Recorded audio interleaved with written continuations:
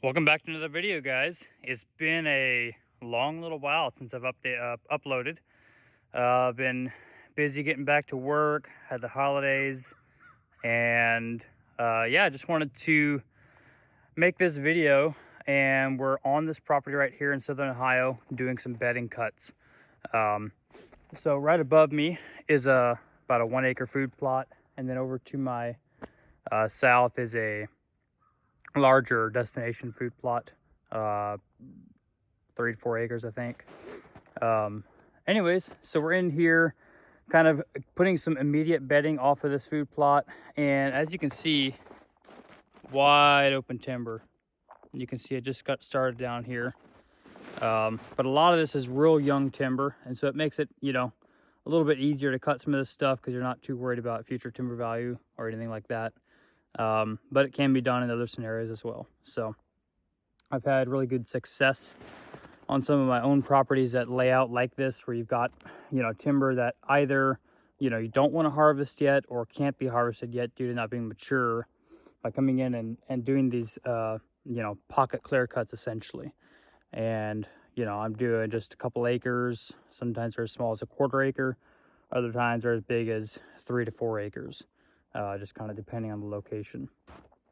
And it creates some good separation. It, for the most part, then where the deer are going to be bedded on your property as you enter in and out to hunt it. So it just makes hunting your property a lot easier, knowing where the deer are at certain times of the day, and also gives you a little more strategy, being able to, get in, a rut scenario, get in between these bedding areas on the downwind side. Or in a late season like this, it's going to bring deer closer to that food source, bedding closer to it, giving you more opportunities to potentially capitalize on a deer. Last year, the buck that I killed was on a permission property, but that landowner had me do some work on it. Had big mature timber, but it wasn't ready to be, it's not something he wanted to cut. And so basically, there was a nice pocket on the leeward side of the ridge that had some junk timber in that, he let me go in and cut. I think it was probably 1 acre, 2 acres. And late season, there was just deer piling out of that to come down to the food plot, and ended up killing my deer that way.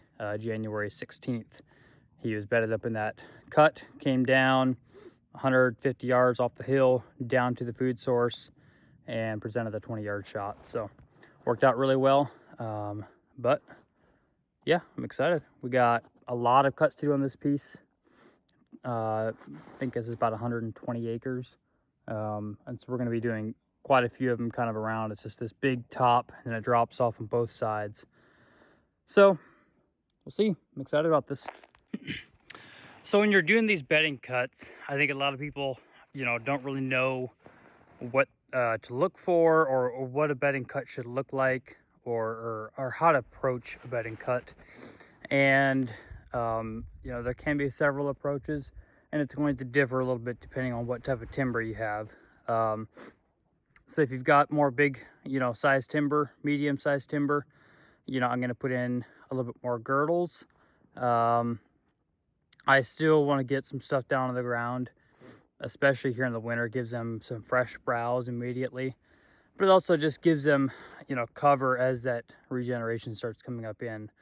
On, something like this, where you got a lot of pole timber, just little stuff, and a lot of it's poplar, you can just flush cut most of that stuff, and you're going to get stump shoots, good browse, and, the deer are really going to like that.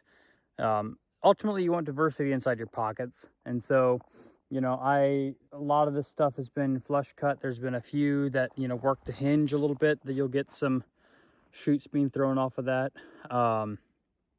And then, I do like to have some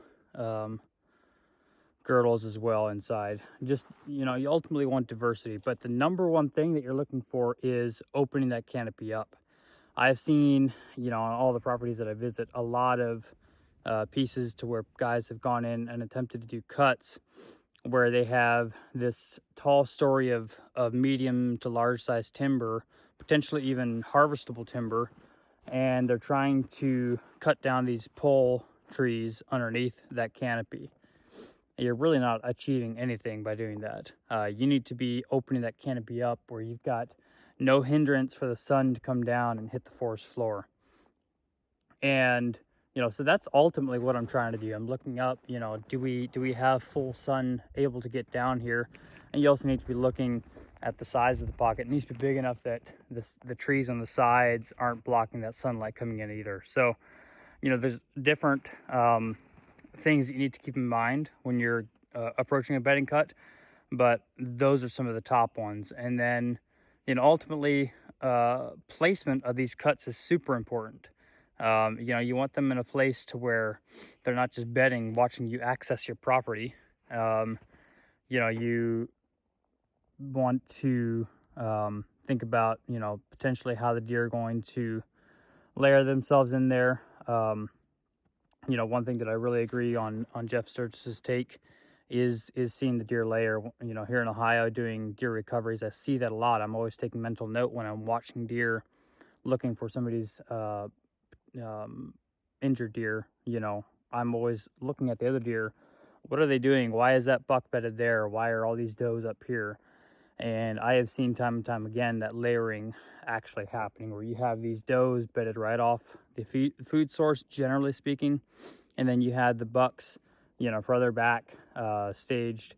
Potentially you've got your food up high. Some of these bucks might be a little bit lower on the bottom third, and obviously they do move around based off of the wind, but obviously, like I said, you want to just keep in mind where you're placing these cuts. You don't want them just randomly throughout your property. You want them strategically placed.